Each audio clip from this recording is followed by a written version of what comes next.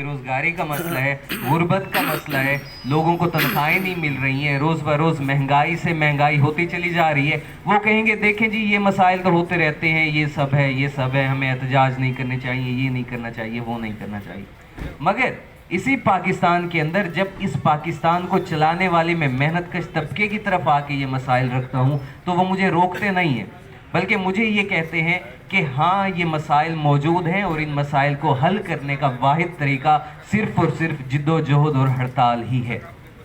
और ये कोई मैं खलाई बातें नहीं कर रहा, यही PWD का 4 दिन पहले एहतजाज था जिसके अंदर हम आए, 4 माह की तनख्वाहों का मसला था। और यही मसाइल हमारी यूनिवर्सिटी के उन प्रोफेसरों के भी चल रहे हैं जिन्हें हम लोग आम तौर पे कोई इंतहाई आलिम फाजिल लोग समझते हैं। उनके मसाइल चल रहे हैं, वो कभी अपने हक़ के लिए नहीं निकलेंगे, और अगर स्टूडेंट्स अपने हक़ के लिए निकलते हैं वो उन्हें मुसलसल रोकते हैं।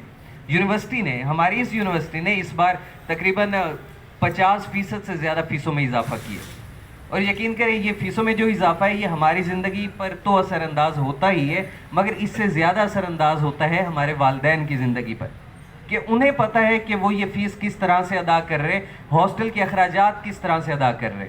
और मेरे वालिदैन यहाँ पे जो लोग बैठे हैं, जिनके जो वालिदैन हैं उनसे कतई तौर पर मुख्तलिफ नहीं है। मेरे वालिदैन भी मेरी यूनिवर्सिटी की फ़ीस भरने के लिए अगर उनके सर में दर्द होते हैं वो डॉक्टर की बजाय डिस्प्रिन पे गुजारा करते हैं, वो खाने के हवाले से कटौती करते हैं, वो दीगर अखराजात के हवाले से कटौती करते हैं। किस लिए? ताकि मेरा बेटा आगे पढ़ लिख जाए, कुछ बन जाए।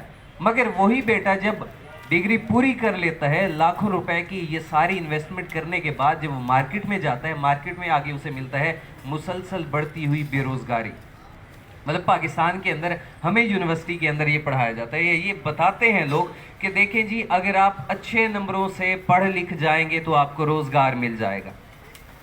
अगर हम इसी बात पे ही करें, हमारी ये यूनिवर्सिटी हर साल, बल्कि इस साल तो 60,000 से ज़्यादा, यानी पंजाब की, साउथ पंजाब की सिर्फ एक यूनिवर्सिटी इस वक्त 60,000 से ज़्यादा ग्रेजुएट्स पैदा करेगी, जिनको ये कहा जाएगा कि मार्केट के अंदर इतनी एबिलिटी है कि वो आपको रोज़गार मुहैया कर सकती है।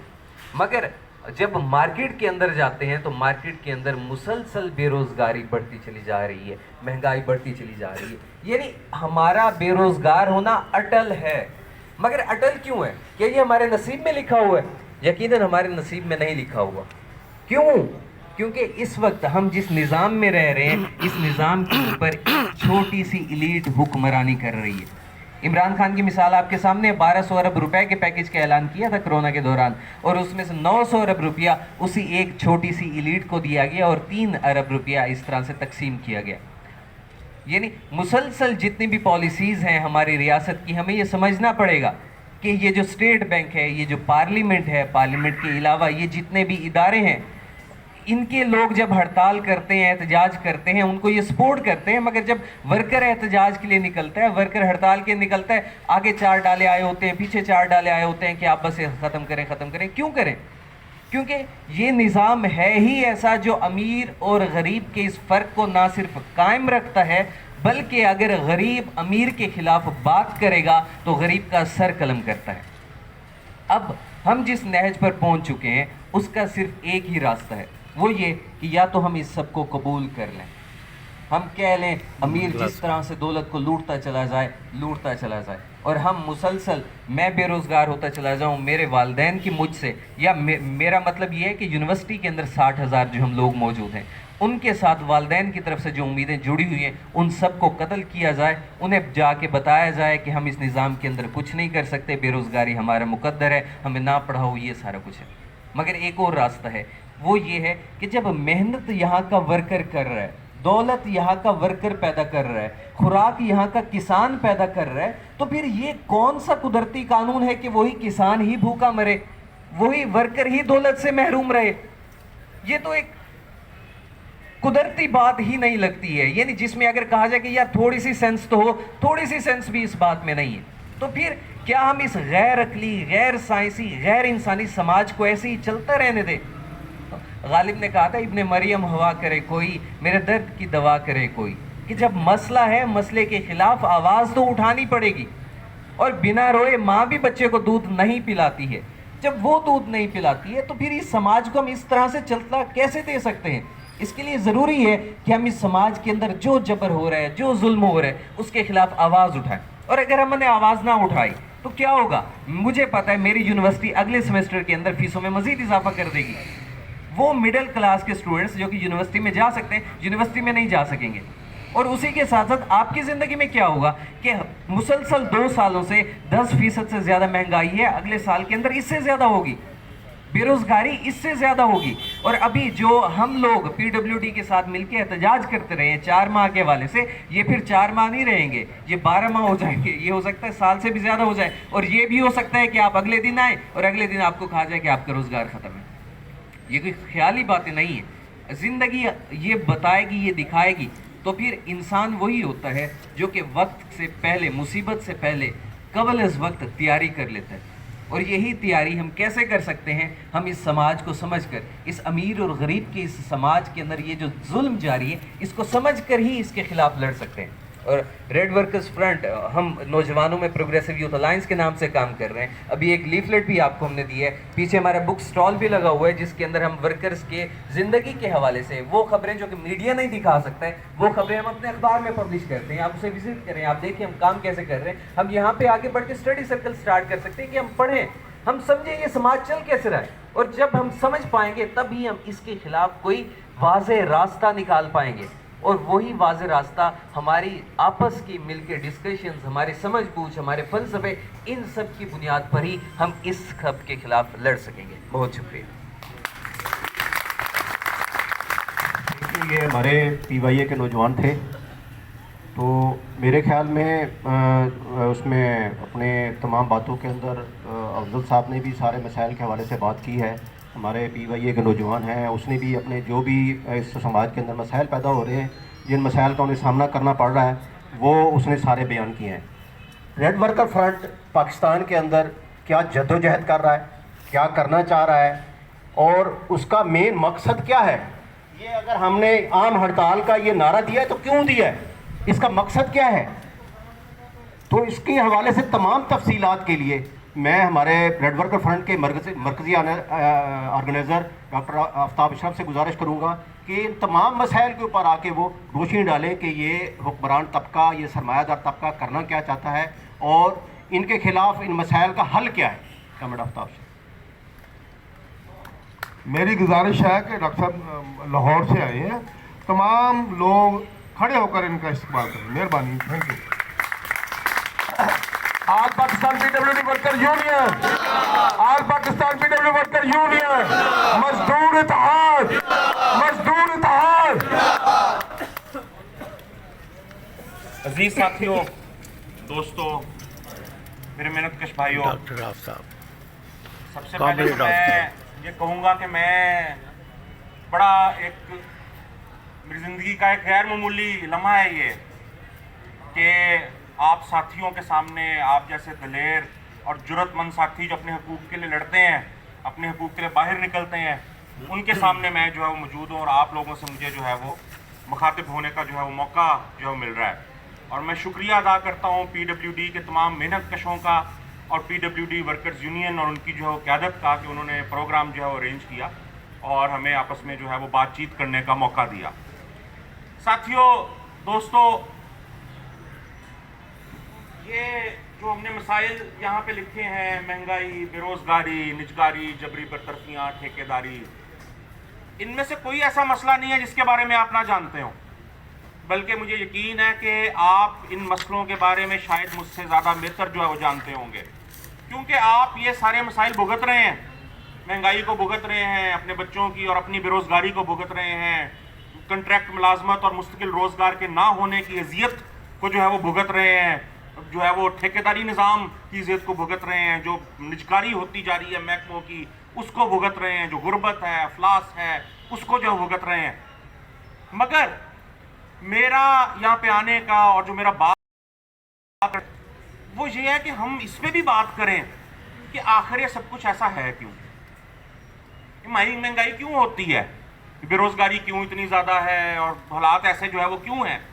کیونکہ اس پہ کوئی بات نہیں کرتا. اگر یہ جو نام نہاد اپوزیشن پارٹیاں ہیں اگر یہ احتجاج کریں گی تو سارا کا سارا وہ کہیں کوئی بندہ جو نواز شریف کے امی ہیں وہ کہیں گے بس عمران خان ایک بندہ اس کا ذمہ دار ہے، عمران خان کے امی کہیں گے کہ بس یہ ایک بندہ نواز شریف اس سب کا ذمہ دار ہے، پیپلز پارٹی والے کہیں گے جی ہم نہیں، یہ دونوں جو ہے وہ ذمہ دار ہیں، جو جرنیل ہیں وہ کہیں گے کہ سیاستدان ذمہ دار ہیں، سیاستدان کہے گا جی ایک جرنیل جو ہے یہ آمریت جو ہے وہ اس کی جو ہے ذمہ دار ہے۔ مگر اصل میں ذمہ دار کون ہے؟ اصل میں جو ہے وہ یہ آخر یہ سارے مسائل جب سے ہم نے ہوش سنبھالی ہے، اور آپ عمر میں ساری تقریباً مجھ سے جو ہے کچھ بڑے ہیں، جب سے آپ لوگوں نے بھی ہوش سنبھالی ہے آپ نے دیکھا ہوگا کہ چیزیں ایسے ہی ہیں اور وقت کے ساتھ ساتھ نیچے سے نیچے جاتی جا رہی ہیں، بد سے بدتر ہوتی جا رہی ہیں۔ تو آج جو سب سے اہم ہے وہ یہ ہے کہ ہم یہ دیکھیں کہ سب کچھ ہوتا کیوں ہے، ہم وجہ سمجھ جائیں گے تو پھر علاج بھی ہمارے سامنے آ جائے گا، پھر اس سے لڑنے کا طریقہ بھی ہمارے سامنے آ جائے گا۔ تو ساتھیوں، دوستو، آج میں آپ کے سامنے چند ایک جھوٹوں کا پردہ چاک کروں گا، چند ایک جھوٹ جو کہ جب سے ہم سکول جانا شروع کرتے ہیں، کالج جانا شروع کرتے ہیں، ہمیں یونیورسٹیوں کالجوں میں بھی پڑھائے جاتے ہیں، ہمیں نصاب کی کتابوں میں بھی پڑھائے جاتے ہیں، ہمیں ٹی وی پہ میڈیا پہ جو سرکاری دانشور ہوتے ہیں، بڑے بڑے آپ نام سنتے ہوں گے، حامد میر جی بہت بڑا دانشور ہے، فلانا وہ سیٹھی بہت بڑا دانشور ہے، بڑی بڑی گاڑیوں میں گھومنے والے جو ارب پتی دانشور ہمیں ٹی وی پہ بٹھا کے ان کے لیکچر ہمیں سنوائے جاتے ہیں، وہ ہمیں یہ جھوٹ بتاتے ہیں، اخباروں کے اندر جو ہے وہ ہمیں یہ سارا جھوٹ جو ہے وہ جو سننے کو ملتا ہے، اور ہم ایک وقت آتا ہے کہ وقت کے ساتھ ساتھ انہی جھوٹوں پہ ہم یقین کرنا شروع کر دیتے ہیں۔ آج ہم ان جھوٹوں کا پردہ فاش کریں گے، ان میں سے ایک ایک جھوٹ کو دیکھیں گے کہ اصل حقیقت کیا ہے، اور تب ہمارے سامنے یہ تصویر ساری کلیئر ہوگی کہ سب کچھ ہو کیوں رہا ہے ہمارے ساتھ۔ میں آپ کو اتنے سارے جھوٹ ہیں لیکن میں آپ کو چند ایک موٹی موٹی مثالیں دیتا ہوں۔ ہمیں ہمیشہ کیا کہا جاتا ہے کہ جی حکومت یہ فلاں پالیسی بنا رہی ہے، یہ پالیسی جو ہے وہ قومی مفاد میں بڑی ضروری ہے۔ ایک لفظ آپ نے سنا ہوگا نا جی، قومی مفاد، انگریزی میں جس کو نیشنل انٹرسٹ کہتے ہیں، کہ جی ہم IMF کے پاس جا رہے ہیں کیونکہ قومی مفاد میں بڑا ضروری ہے، ہم یہ فلاں ٹیکس لگا رہے ہیں کیونکہ قومی مفاد میں بڑا ضروری ہے، ہم پٹرول کی قیمتیں بڑھا رہے ہیں کیونکہ قومی مفاد میں بڑا ضروری ہے۔ ہر جو بھی کام حکومت نے کرنا ہوتا ہے وہ قومی مفاد کے پردے میں کرتی ہے کہ جی قومی مفاد میں بڑا ضروری ہے۔ اب ہم سوال یہ پیدا ہوتا ہے کہ قومی مفاد کیا چیز ہوتی ہے؟ کیا ساری قوم کا مفاد ایک ہوتا ہے؟ ہم نہیں سمجھتے کہ ساری قوم کا مفاد ایک ہوتا ہے۔ عام آدمی کا مفاد کیا ہے؟ عام آدمی کا مفاد یہ ہے کہ اس کو بجلی سستی ملے، ایسا ہی ہے نا؟ مگر جو پرائیویٹ بجلی گھر کا مالک ہے، جو سرمایہ دار پرائیویٹ بجلی بنانے والی کمپنی کا مالک ہے، اس کا کیا مفاد ہے؟ اس کا مفاد یہ کہ بجلی مہنگی سے مہنگی ہو تاکہ اس کا منافع زیادہ سے زیادہ ہو۔ تو مفاد ایک تو نہ ہوا، وہ جو مالک ہے اس کا مفاد اور عام آدمی کا مفاد جو ہے وہ ایک تو نہ ہوا۔ عوام کا کیا مفاد ہے؟ عوام یہ چاہتے ہیں کہ حکومت جو ہے وہ سرکاری شعبے کے اندر ٹرین کے شعبے کو بہتر کرے، پٹریاں بچھائے، ریل گاڑیاں نہیں لے کر آئے، سرکاری بس سروس جو ہے وہ شروع کرے تاکہ عوام کو کوئی سستی ٹرانسپورٹ کی صورت میں اثر ہو۔ مگر جو پرائیویٹ ٹرانسپورٹ مافیا ہے، اگر حکومت بالفرض یہ سب کچھ کر دے تو پھر ایک پرائیویٹ ٹرانسپورٹ مافیا کی بسیں تو نہیں چل سکتی نا، پھر ان کے منافع کدھر جائیں گے؟ تو پرائیویٹ ٹرانسپورٹ مافیا کیا چاہتا ہے؟ جو بڑے بڑے ارب پتی ٹرانسپورٹر ہیں یہ چاہتے ہیں کہ سڑکیں نہ بنے، ریل تباہ ہو جائے، ریل کی پٹریاں اکھڑ جائیں تاکہ صرف ہم ہی رہ جائیں، تاکہ پھر ہم منہ مانگے کرائے وصول کریں اور منہ مانگی جو ہے وہ اپنی منافع خوری جو ہے وہ کریں۔ تو تضاد آ گیا نا، ایک مفاد تو نہیں ہو سکتا۔ پھر جو عام آدمی ہے وہ کیا چاہتا ہے کہ سرکاری اسپتال زیادہ سے زیادہ بنے تاکہ ہمیں مفت علاج ملے، سستا علاج جو ہے وہ ملے۔ مگر یہ جو پرائیویٹ صحت کا مافیا ہے جس میں پروفیسر ڈاکٹرز بھی جو ہے وہ شامل ہیں، پرائیویٹ دوا بنانے والی کمپنیاں بھی جو ہے وہ شامل ہیں، پرائیویٹ اسپتال بھی جو ہے شامل ہیں، یہ کیا چاہتے ہیں؟ یہ چاہتے ہیں کہ حکومت سرکاری سطح پہ صحت کے اوپر جو تھوڑا بہت لگا رہی ہے وہ بھی نہ لگائے، تاکہ عام آدمی مرتا کیا نہ کرتا ہمارے پرائیویٹ جو ہے وہ چیک جو ہے وہ کرانے آئے تاکہ ہم اپنی تجوریاں بھر سکیں۔ تو بھائی قومی مفاد نام کی کوئی چیز نہیں ہوتی۔ قوم میں دو طبقے ہوتے ہیں، ایک اوپر والا طبقہ اور ایک نیچے والا طبقہ، ایک مالکان، سرمایہ داروں، بینکاروں، افسروں کا طبقہ، جگیرداروں کا طبقہ، اور ایک محنت کشوں کا، کسانوں کا، عام لوگوں کا طبقہ۔ ان دونوں طبقوں کا مفاد ایک نہیں ہوتا بلکہ ایک دوسرے کے مخالف ہوتا ہے۔ جرنیل کیا چاہتا ہے؟ جرنیل چاہتا ہے ہر وقت جنگیں لگی رہیں، जितनी ज़्यादा जंगें होंगी उतना ज़्यादा बजट जो है वो मिलेगा, तमगे भी मिलेंगे, मराहत भी मिलेंगी। सिपाही क्या चाहता है? सिपाही चाहता है कि यार कभी जंग ना लगे, जंग लगेगी मरना तो उसने है ना, जाके पीछे बैठा है उसने तो अफसरी जो है करनी है, मरना तो जो है सिपाही ने जो है वो जाके। तो हर जगह पे आपको ये तजाद जो है वो नजर आएगा कि जो कौमी मफाद होता है या जिसके जो आपको कहा जाता है कौमी मफाद में पॉलिसी बनी है, वो दर हकीकत ऊपर वाले तबके का मफाद होता है, वो आम लोगों का मफाद नहीं होता। ये पेट्रोल की कीमतें जो सारी बढ़ रही हैं, इसमें आम आदमी जो है वो पिस रहा है, मगर जो पेट्रोल की कंपनियां हैं, जो सप्लाई की कंपनियां हैं, जो टैंकर माफिया है और जो पीछे रिफाइनरी के सारा जो ऑयल रिफाइनरियों के जो मालिकान है, उनकी दौलत में इतना इजाफा हो रहा है कि आप सोच नहीं सकते। ये यूरिया महंगा, यूरिया DAP जो है महंगा हो गया, स्प्रे जो है वो महंगा हो गया, काश्तकार जो छोटा किसान है, दरमियाना किसान है, वो बर्बाद होकर रह गया।